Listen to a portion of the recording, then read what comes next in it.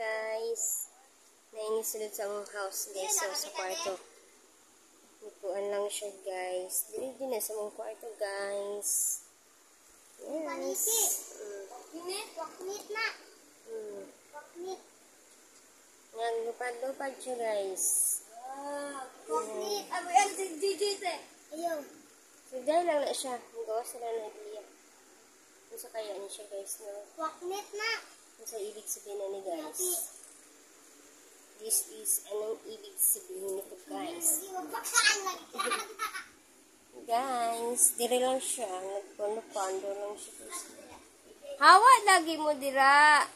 Magawas ra na siya. Ayan ba? Okay guys, ginawa ko guys. Doon na kayo sa kunong guys.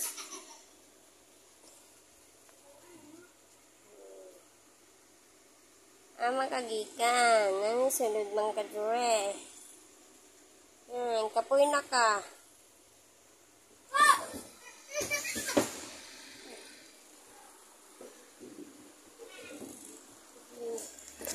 Kamu karon duha, bantay mis ko ah. Guys, asa naman siya guys.